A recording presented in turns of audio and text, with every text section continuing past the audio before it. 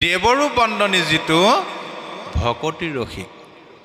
আৰু ইয়াত এই সুত আৰু সৌনক সংবাদৰ যোগেদি আমাৰ গুৰুজনাই এটা ভেদ ভাঙি থৈ গৈছে যে আমি যে সকলো মনুষ্য ঈশ্বৰৰ সন্তান, ঈশ্বৰৰ মানত যে আমি সকলো সমান, এইটো দেখুৱাইছে।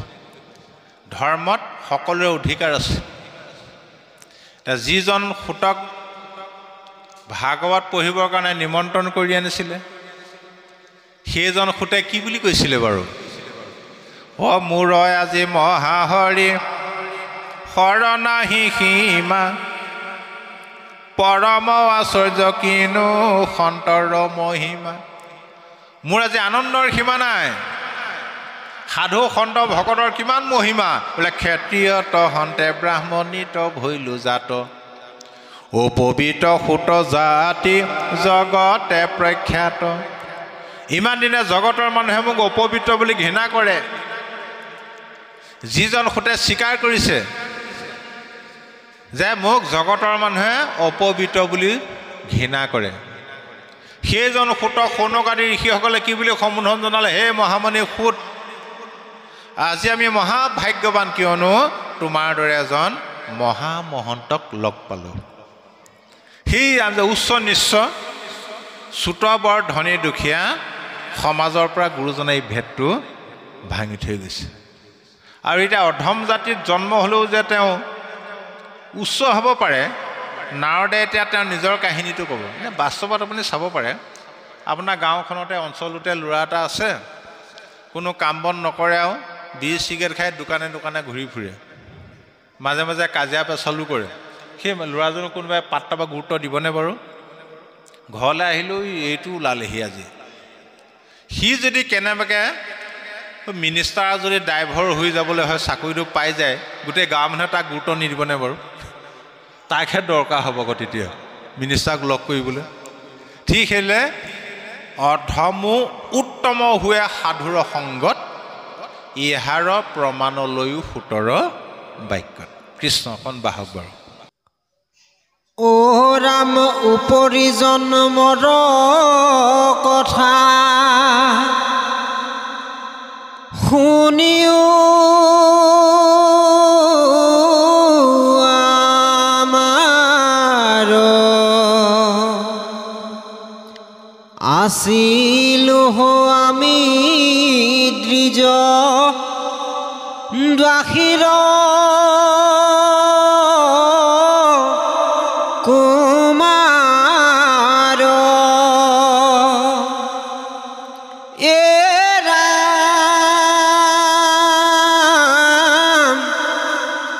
কৃষ্ণ ভকত চাৰি, পৰম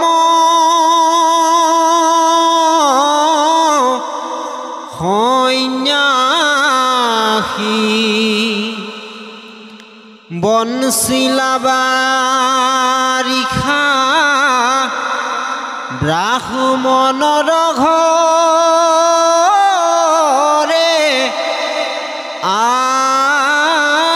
আহি।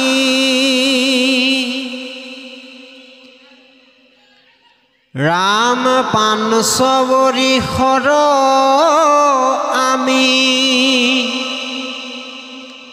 অবুধ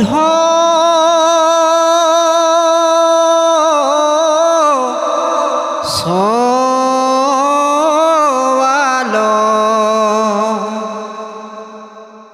পাঞ্চিলেহে ধৰুনিতে ত্ৰাসম্বাৰ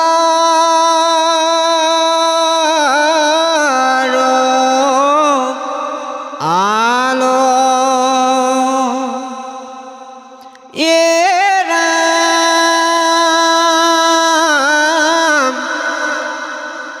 শুনো কৃষ্ণ কথা সদা, কৰণতে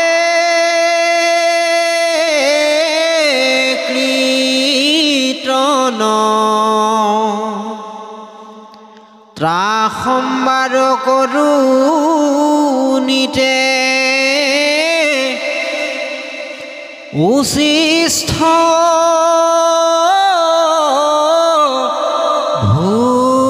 ভোজন গুচাইলে মনৰ মল্ল সন্তৰ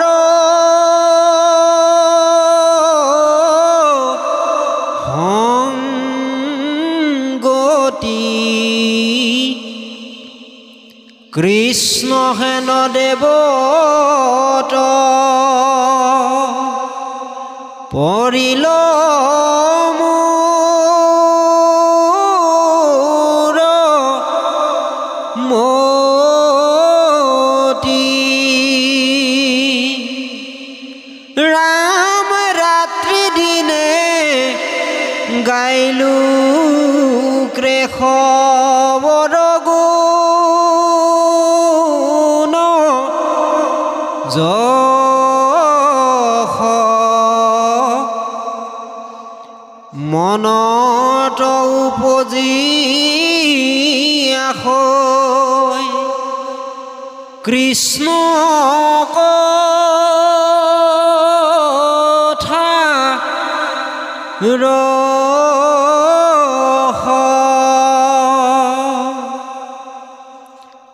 নয়নৰ ঝৰে নীৰ তনুলো মানসিত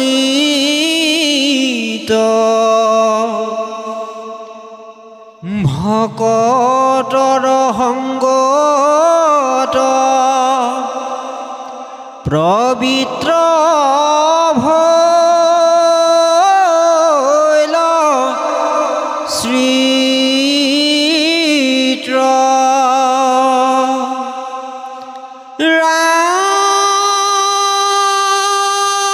ৰাম বাৰিষা বনচিয়া চাৰি কৰিলা গমন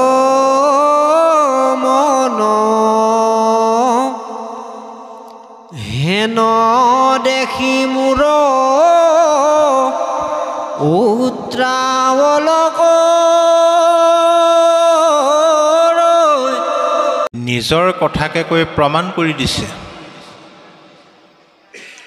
তাৰমানে ব্যাসদেৱক এইটো ক'বলৈ বিচাৰিছে, ব্যাসদেৱে যি ধৰ্ম কৰ্ম প্ৰচাৰ কৰিছিলে সেইবিলাক ধৰ্ম কৰ্ম কৰিবলৈ হ'লে নিৰ্দিষ্ট জাতত জন্ম হ'ব লাগিব।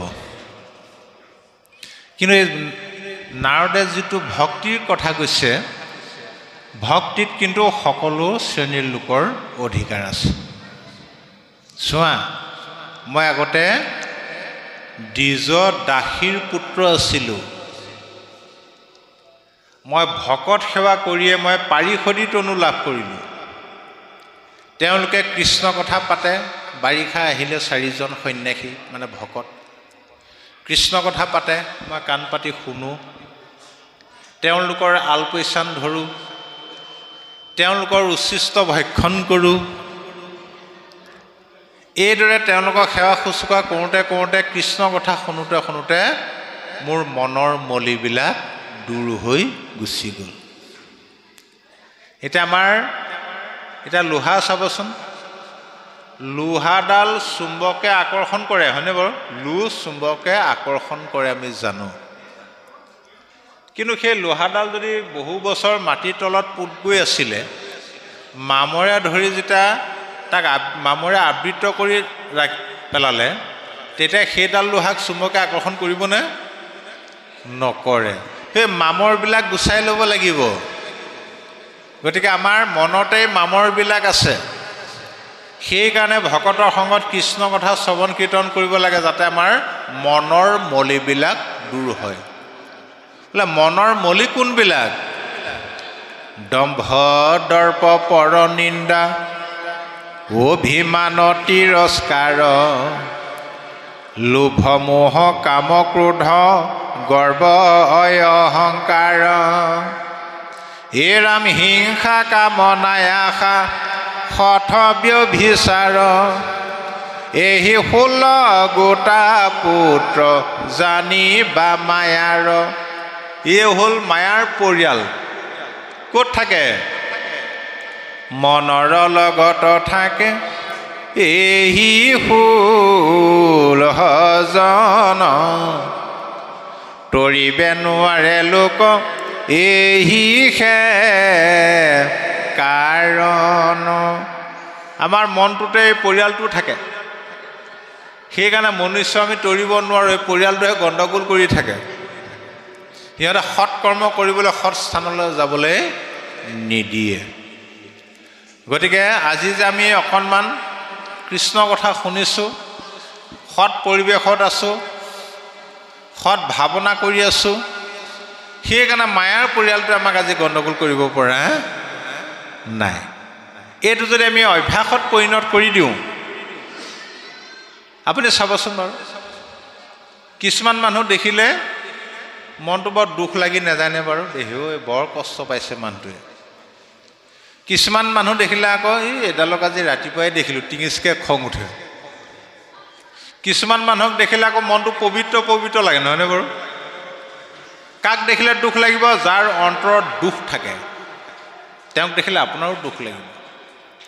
কাক দেখিলে খং উঠিব? যাৰ অন্তৰত খং ভাৱ থাকে, তেওঁক দেখিলে আপোনাৰো খং উঠিব। কাক দেখিলে পবিত্ৰ লাগিব? যাৰ অন্তৰখন পবিত্ৰ। গতিকে আমি গীতা ভাগৱতৰ মূল লক্ষ্য উদ্দেশ্য আমাৰ চঞ্চল মনটোক স্থিৰ কৰিব লাগে। আমাৰ মনত থকা মলিবিলাক দূৰ কৰিব লাগে। গীতাও সৃষ্টি মনক কেনেদৰে নিয়ম কৰিব পাৰে। যেতিয়া অৰ্জুনৰ কথা মতে কৃষ্ণ ভগৱন্তই উভয় সেনাৰ মাজত ৰথ ৰখাই দিলে, অৰ্জুনৰ গাণ্ডীৱ সৰি পৰিলে নাই? ককাই ভাই ইষ্টমিত্ৰ কুটুম্ব গুৰু দ্ৰোণাচাৰ্য পিতামহ ভীষ্মক দেখিলে। তেওঁ অৰ্জুনক কৈছেন, তুমি আগতে এই গাণ্ডীৱেৰে কিমান মহাবীৰ নিপাত কৰিলা, এতিয়া কিয় হাত ভৰি কঁপিছে? তাৰমানে আপোনপৰ ভেদভাৱ আহি গ'ল। তেতিয়া ক'লে এই সকলোবিলাক তোমাৰ শত্ৰু, মনত ৰাখিবা, সকলো শত্ৰু। কিন্তু এই শত্ৰুক নিধন কৰাৰ আগত তোমাৰ আচল শত্ৰুকেইটাক নিধন কৰিব লাগিব। অৰ্জুনটো চক খাই গ'ল। আকৌ বেলেগ শত্ৰু ক'ত আছে? তোমাৰ লগতে আছে। অজিত ইন্দ্ৰিয় যাৰ বিষয়ত বুদ্ধি আচুক সকামী নিষ্কামীৰো নাহি সিদ্ধি।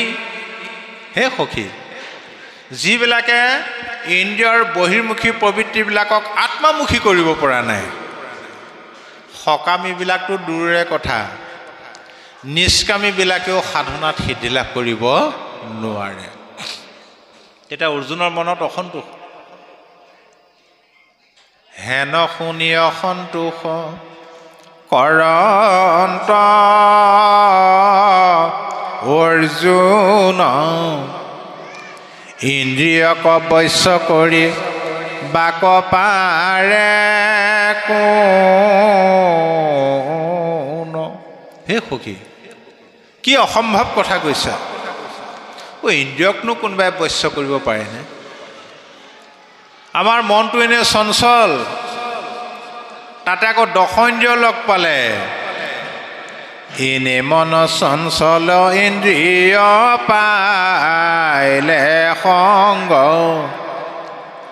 যেন নাতিনীৰ বিহা বুঢ়ী কৰে ৰংগ।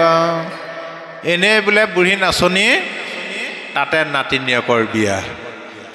অৰ্জুনে বুলন্ত শুনিও কজ দুপতি, মনক জিনিবে পাৰে কাহাৰ শকতি। কাৰ শক্তি আছে মনক জয় কৰিব পাৰে? হে যদুপতি, কৃষ্ণই বোলে সখী তুমি নকৰিবা ভয়। অভ্যাসতে ইন্দ্ৰিয় বশ্য আপুনিও হয়। অভ্যাস কৰা। অভ্যাস কৰোঁতে কৰোঁতে কৰোঁতে মনৰ সহিত ইন্দ্ৰিয়বিলাক নিজে নিজে বশ্য হৈ গুচি যাব। তাৰ অভ্যাসটো কি কৰিবা? প্ৰথমতে কৰ্মৰ কথা ক'লে, সকাম কৰ্মৰ কথা ক'লে, তাৰপিছত নিষ্কাম কৰ্মৰ কথা ক'লে, জ্ঞান মাৰ্গৰ কথা ক'লে, ভক্তি মাৰ্গৰ কথা ক'লে, শেহত ক'লেগৈ হেৰা সখী জ্ঞান মাৰ্গ কৰ্ম মাৰ্গ মনুষ্যৰ কাৰণে অসম্ভৱ। আৰু ভক্তিটোৱে মোৰ সন্মত সহজ।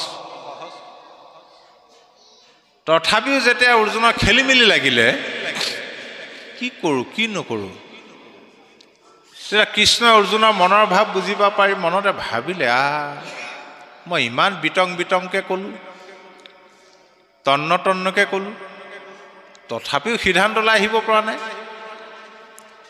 তাৰ অৰ্জুনক ক'লে, হে ৰাসখী তুমি এটা কাম কৰা, তোমাক মই ইমান বিতংকৈ কোৱা স্বত্তেও যিহেতু তুমি সিদ্ধান্তলৈ আহিব নোৱাৰিলা, গতিকে এটা কাম কৰা, কি বোলে একো কৰিব নালাগে, তুমি মাত্ৰ তোমাৰ খেলি মেলি লাগি থকা মনটো তুমি মোৰ চৰণত অৰ্পণ কৰি দিয়া। মোতে মাত্ৰ সদা দিয়া মন, মোৰ ভক্ত হোৱা সৰ্বক্ষণ, মোকে পূজা মাত্ৰ মোকে কৰা নমস্কাৰ, কহিলো তোমাত সত্যবাণী, পাইবা সুখে মোক মহামানী, তুমি প্ৰিয়তম সুহৃদ সখীয়া আমাৰ। তোমাৰ মনটো তুমি মোক দি দিয়া, তুমি মোৰ ভক্ত হোৱা, মোক পূজা কৰা, মোক নমস্কাৰ কৰা। তোমাক মই শপত খাই কৈছোঁ, তুমি মোৰ সুহৃদ, তুমি মোক পাবাই। এই কথাটো অৰ্জুনে মানি ল'লে। মানি আকৌ মনে মনে ভাবি আছে, এতিয়া মনটো কেনেকৈ অৰ্পণ কৰিম কৃষ্ণত। অন্তৰ্যামী কৃষ্ণই কথাটো বুজিব পাৰি সিহঁত অৰ্জুনক ক'লে, হে ৰাসখী ইমান সময় তোমাক মই যিমানবিলাক ক'লোঁ, কেৱল তোমাৰ প্ৰশ্নৰ উত্তৰহে আছিলে, মনত ৰাখিবা মোৰ এটাও সিদ্ধান্ত নাছিল। এতিয়া তোমাক মই মোৰ যিটো প্ৰকৃত সিদ্ধান্ত, যিটো পৰমাৰ্থ তত্ত্ব তাৰ বিষয়ে কওঁ শুনা, আৰু সকলো শাস্ত্ৰৰ সাৰটো কওঁ শুনা। এই বুলি কৃষ্ণদেৱে অৰ্জুনক যিটো গীতাৰ চূড়ান্ত সিদ্ধান্ত কৈছে, সৰ্বধৰ্মান পৰিত্যাজ মামেকং শৰণং ব্ৰজঃ। কৃষ্ণ নিগদতি সব্যসাচী, পৰমাৰ্থ তত্ত্ব লৈও বাচি। বোলে কি? সুদৃঢ় বিশ্বাসে শৰণ লৈও আমাত, মোতে মাত্ৰ সদা দিয়া চিত্ত, গায়ো মোৰ গুণ নাম গীত, সকলো শাস্ত্ৰৰ কহিলো সাৰ সাক্ষাৎ। সুদৃঢ় বিশ্বাসে তুমি মোৰ চৰণত শৰণ লোৱা, তুমি মোৰ চিত্ৰটো দি দিয়া, মোৰ গুণ গোৱা, আৰু এইটোৱে হ'ল সকলো শাস্ত্ৰৰ সাৰ। সেই গীতাৰ পৰা গুৰুজনে এক শৰণটো আনিছে। গুৰুজনে কিন্তু গীতা ভাঙনি নাই কৰা, মনত ৰাখিব। পাৰিলেহেঁতেন, মনতে ভাবিলে চাগে গীতাত বহুতো উকোৱা পকোৱা কথা আছে, মই যদি ভাঙনি কৰি থৈ যাওঁ মানুহে আঁতটো নাপালে খেলি মেলি লগাব। সেইকাৰণে গীতা পঢ়িয়েই খেলি মেলি আমাৰ এতিয়া হিন্দু ধৰ্মৰ মহা পণ্ডিতে কয়, গীতা শাস্ত্ৰভাগ বোলে পথাৰৰ মাজত থকা মাইলৰ পোচ, যেনিয়ে পোনাই তিনিয়ে পোনে। এইটো অসম্ভৱ। গীতাৰ প্ৰকৃত অৰ্থ জানিবলৈ হ'লে নামঘোষাৰ 607 নম্বৰ ঘোষাৰ পৰা 620 নম্বৰ ঘোষা পঢ়ক। তাতে গীতাৰ ব্যাখ্যা আছে। গুৰুজনে গীতা ভাঙনি নকৰি গীতাৰ সাৰটো লৈ গুচি আহিলে, ভাগৱতত স্থাপন কৰিলে। বুজি পাইছেনে? সমস্ত গীতাৰ মৰ্ম উদ্ধাৰিয়াই আনি অৰ্জুনক কৃপাও এক হন্ত চক্ৰপাণি হে ৰাম শুনিও অৰ্জুনয় আবে বান্ধৱ পৰম কহু গুজ্যতম তু পৰম গুজ্যতম হে ৰাসখী তোমাক মই গুজ্যতৰো একেবাৰে গুজ্যতম কথাটো কওঁ শুনা সি জয় সমস্ত ধৰ্ম মূৰ ভকতিত সুদৃঢ় বিশ্বাস হেন কৰিয়া বুদ্ধিত এই ৰাম তেজী বিধি নিষেধ যতে কৰ্ম গণ সুদৃঢ় বিশ্বাসে লৈও মুহূৰ্ত শৰণ আকৌ অভয়দান দিছে তুমি ভয় খাব পাৰা তোমাৰ বংশত পৰম্পৰাগতভাৱে বিভিন্ন ধৰ্ম কৰ্ম চলি আহিছে মাজত ধৰি ত্যাগ কৰিলে তোমাৰ পাপ হ'ব অপৰাধ হ'ব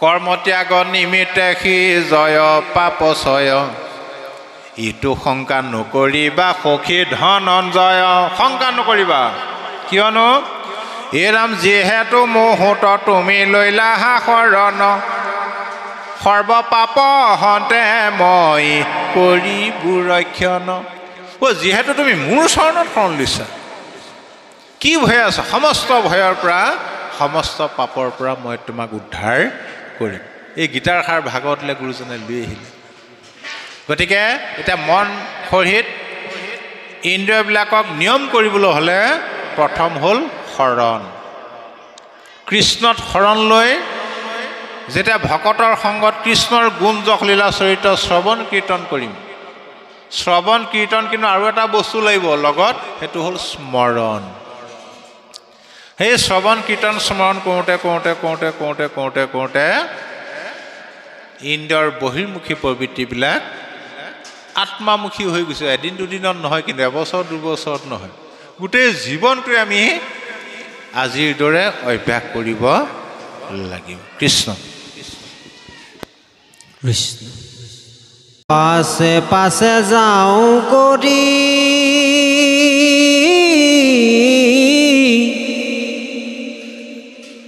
কাতৰ আশেষ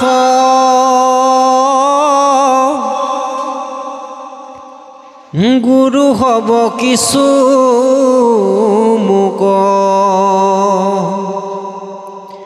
দিও উপদেশ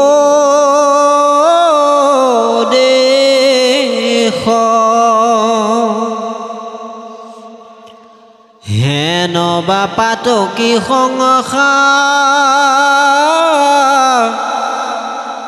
ৰকতৰো আশী শুনিয়া সদয় ভৈলা চাৰিও সন্যাসী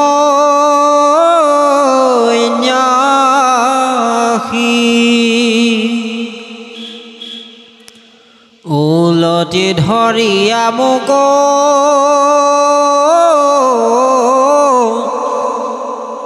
কৰিলা আশ্বাস পৰমৰ শস্য কথা কৰিলা প্ৰকাশ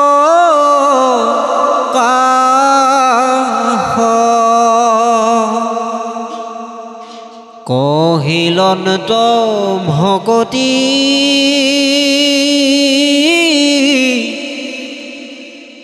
ঈশ্বৰ মহাজ্ঞান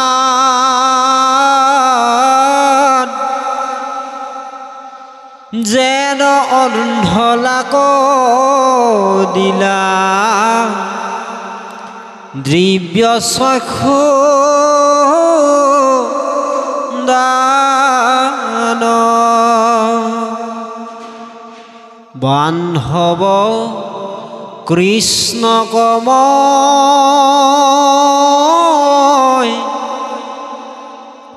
ভৈলো পৰিচয়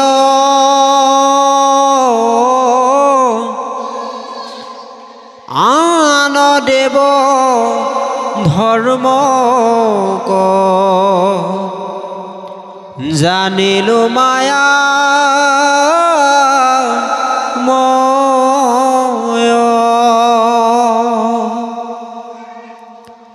আছিলন্ত বৃদ্ধ মাতৃ প্ৰতিপালি মোক